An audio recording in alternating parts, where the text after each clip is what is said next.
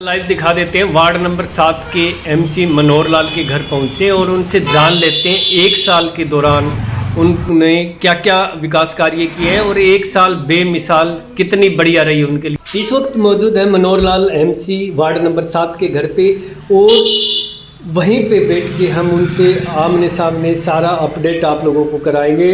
हिसार के 20 वार्ड है, 20 वार्ड में से वार्ड नंबर 7 के घर आज हम पहुंचे और ये कवरेज कैसे लगी आप लाइक करें, कमेंट करें, शेयर जरूर करें।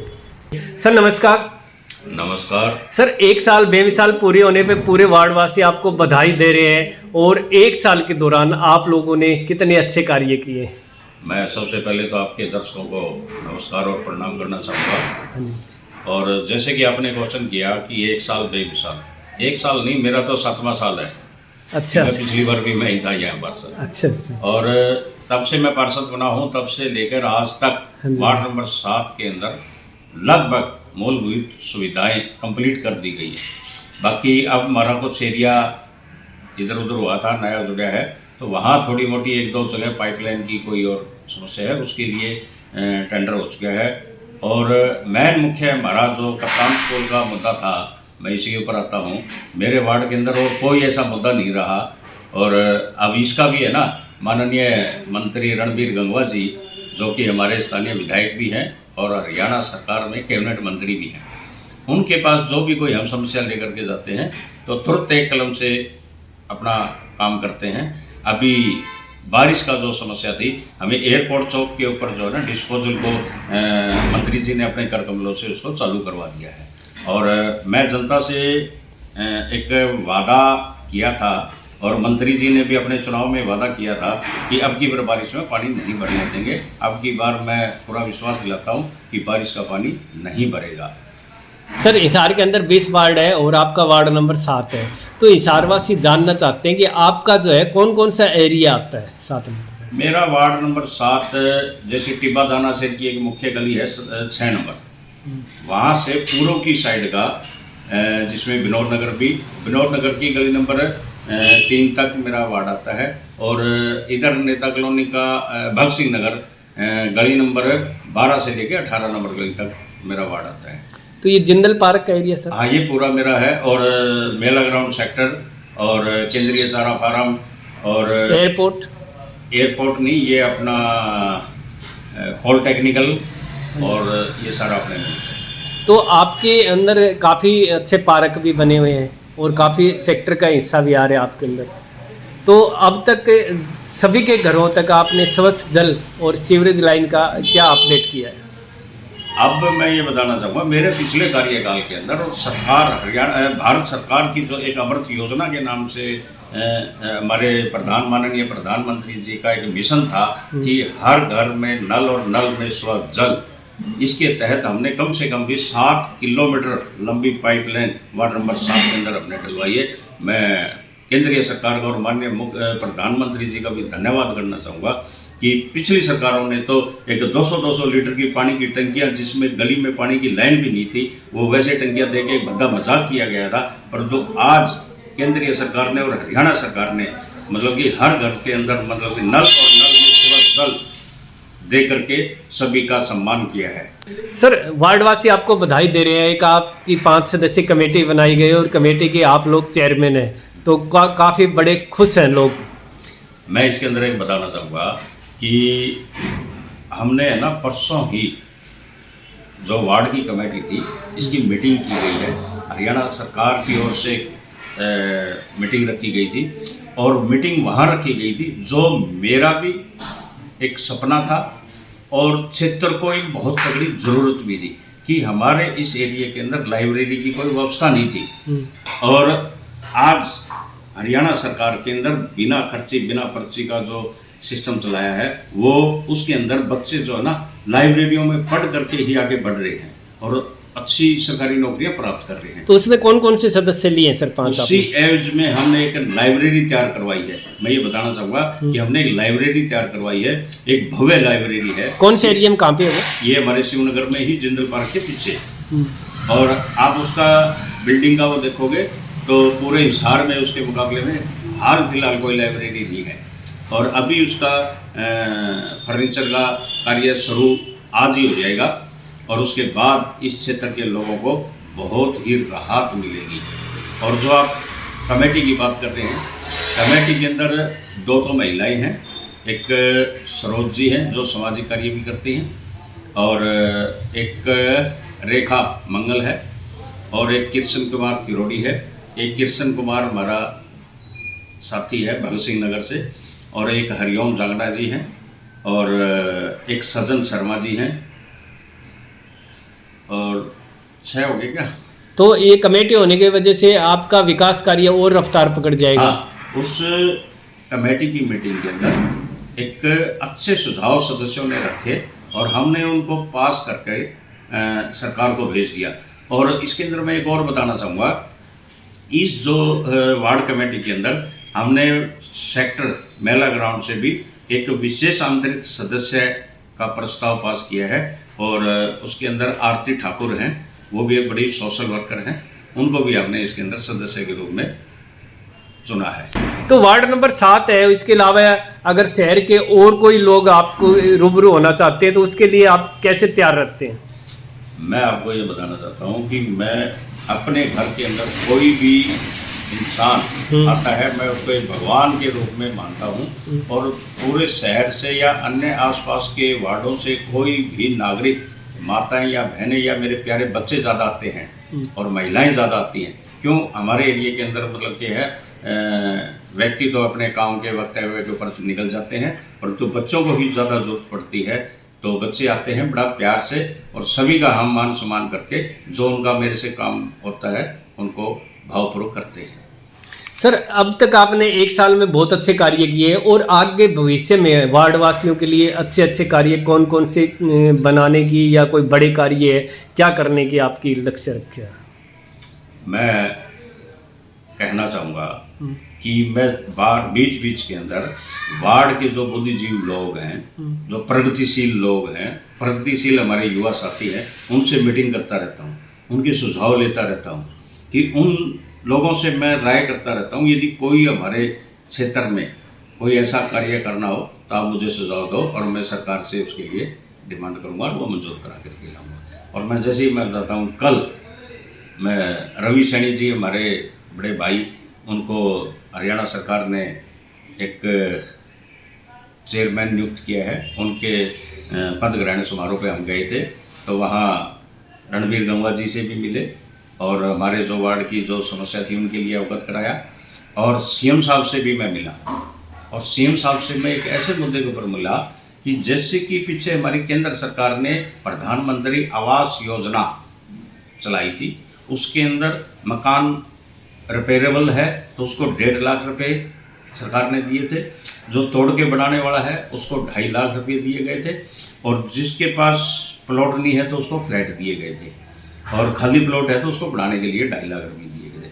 परंतु अब सेकंड प्रधानमंत्री आवास योजना सेकंड के नाम से आई है, कि जो लोग पीछे वंचित रह गए थे उनको लाभ देने के लिए, परंतु उसमें कुछ हमारे अधिकारी लोगों ने चेंज कर दिया। कि उसमें चेंज क्या कर दिया कि जो बिल्कुल कच्चा का मतलब कि ईंट भी गारा की और लिपेड़ा भी गारा से हो, और घास फूस की छत हो, या फिर खाली प्लाट, उसके लिए मतलब कि उन्होंने ये चेंज कर दिया। परंतु मैं कल मुख्यमंत्री जी से मिलकर के केंद्र सरकार को चिट्ठी लिखने के लिए हरियाणा सरकार से मतलब एक लेटर दे करके आया हूँ, और हमारे माननीय मुख्यमंत्री नायब सिंह सैनी जी ने भी बड़ा साहसपूर्वक मतलब कि उसको बात को सुना, और उसे टाइम तुरंत आदेश दिए कि हम केंद्र सरकार को इसकी चिट्ठी लिखेंगे कि जो पहले वाली प्रधानमंत्री आवास योजना थी उसी की तरफ पे इसको लागू किया जाए, जिससे कि हमारे प्रदेश के हजारों गरीब परिवारों को इसका लाभ मिलेगा।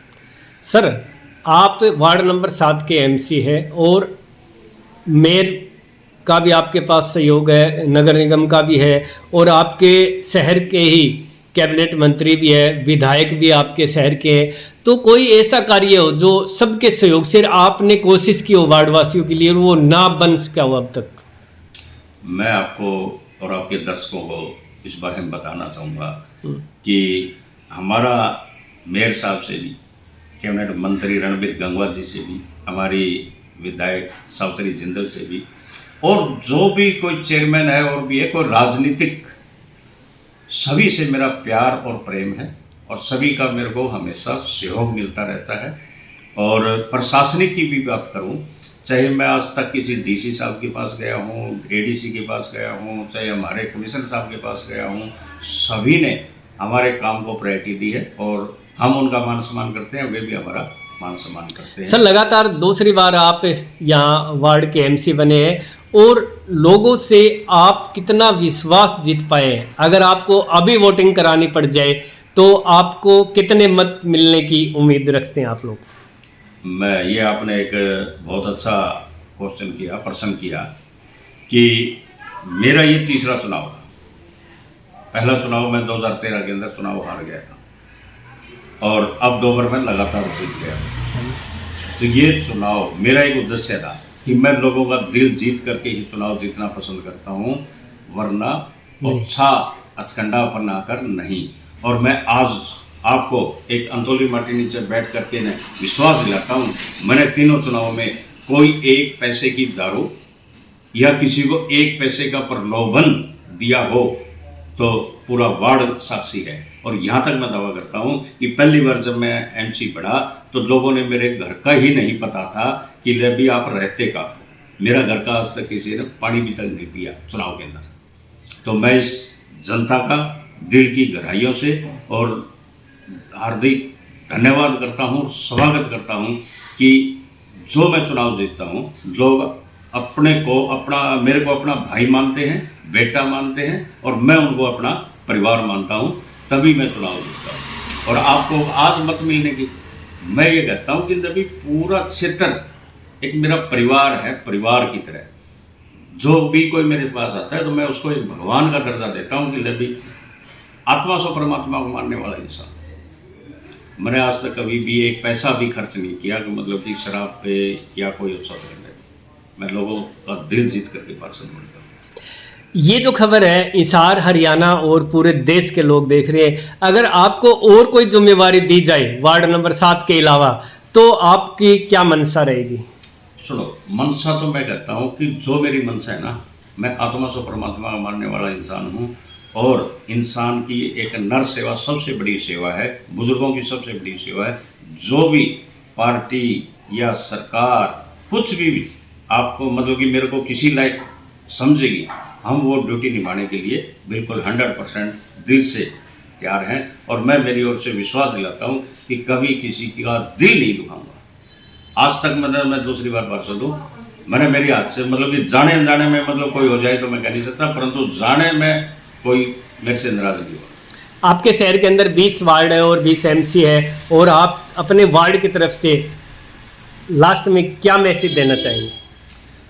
मैं सबसे पहले तो मेरी माताओं को और मेरी बहनों को एक निवेदन करना चाहूँगा कि जल ही जीवन है। हम छोटे छोटे थे ना, तब से हमने मतलब कि हर वाटर सप्लाई पे दीवारों पे लिखा देखा था, पर तो आज हमारे ऊपर भी जिम्मेवारी बनी है और ऑल ओवर वर्ल्ड की जो सिचुएशन देखने लग रहे हैं उसको देखते हुए एक्चुअल में जल ही जीवन बन चुका है।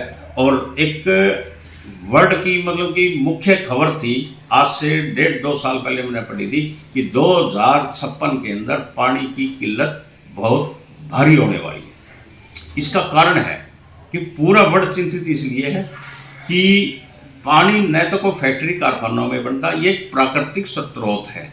और प्राकृतिक स्रोत भी क्या है कि ये पानी एक बर्फ के रूप में बनता है, मतलब कि जमा रहता है।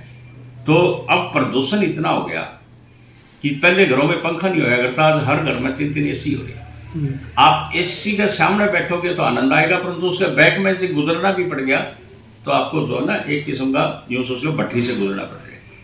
तो वो हमारा पर्यावरण के अंदर उस गर्मी को छोड़ रहे हैं, वो गर्मी हमारे उस जलाशय तक भी जाती है। तो हमारा काम होने लग रहा है, खपत ज़्यादा होने लग रही है। तो मैं मेरी माताओं और बहनों को हाथ जोड़ के दिल की गहराइयों से निवेदन करना चाहूँगा, पानी की एक एक बूंद को बचाएं कि ज़्यादा हर रोज़ फर्श धोने से कुछ नहीं बनता। हम एक बाल्टी में पोछा भी लगा सकते हैं, घड़ी को कभी नहीं धोना चाहिए। मैं हाथ जोड़ के निवेदन करता हूँ। गली का क्या है, एक साधन टप गया तो भी मिट्टी आ गई, एक गाय या पशु टप गया उसने गोबर कर दिया फिर भी वो हो गया। अरे उसको हम ड्राई रखें तो ज़्यादा बेटर। और दूसरा, मेरे साथियों से, मेरे भाइयों से मैं अपील करना चाहूँगा, मैं खुद देखता हूँ और लोगों को हाथ जोड़ के अपील भी करता हूँ कि गली में खड़ी करके कोई मोटरसाइकिल धो रहा है, कोई गाड़ी को धो रहा है, मैं हाथ जोड़ के अपील करता हूँ, गाड़ी को भी हम अपने सूखे कपड़े से साफ कर सकते हैं, नहीं कि इतना पानी वेस्ट करके। तो शायद किसी मेरी माताओं को, बहनों को मेरी बात गलत लगी हो, इसके लिए मैं क्षमा चाहूँगा, परंतु ये बात मैं फिर पुण्य कहूँगा कि पानी को बचाएं।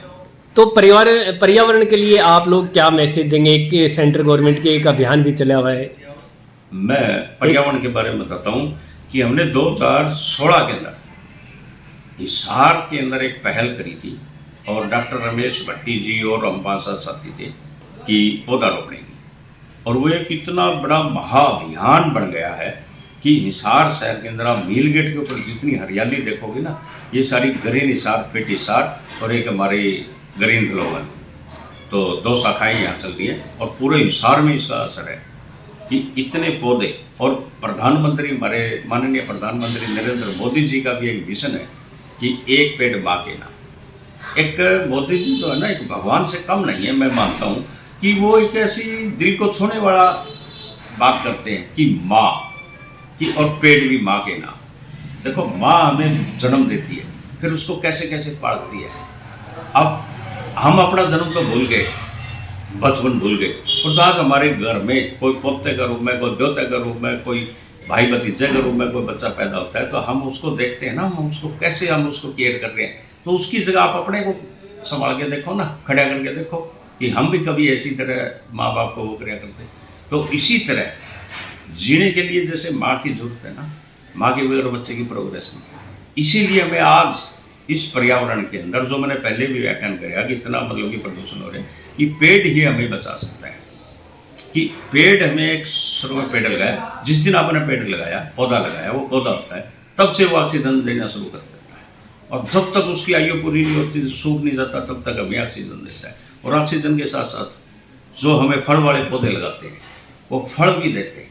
कई पौधे तो हमारे ऐसे हैं जो पत्ते भी उनके यूज करेंगे तो हमारे कई बीमारियों में काम करेंगे। पत्तों की भी कई सब्जियां बढ़ जाती हैं, और फूल लगते हैं, उन फूलों की भी इतनी सब्जियां, जैसे कि सुहाना वो पेड़ है बड़ा, उसके फूलों की आप वो करोगे ना, सब्जी बनाओगे, बड़ा आनंद आएगा। फलियों की बनाओगे, बड़ा आनंद आएगा, और ऑक्सीजन देंगे, वो अलग है। तो इसलिए पेड़ लगाएं, सभी से मेरा निवेदन है। जिंदगी में अपने हर जन्मदिन पे एक पेड़ जरूर लगाएं, वरना हमें जीने के लिए साल में एक पेड़ जरूर लगाएं। तो ये थे मनोहर लाल जी, वार्ड नंबर 7 के एमसी। अगर आपको ये कवरेज कैसी लगी, आप लाइक करें, कमेंट करें, शेयर जरूर करें।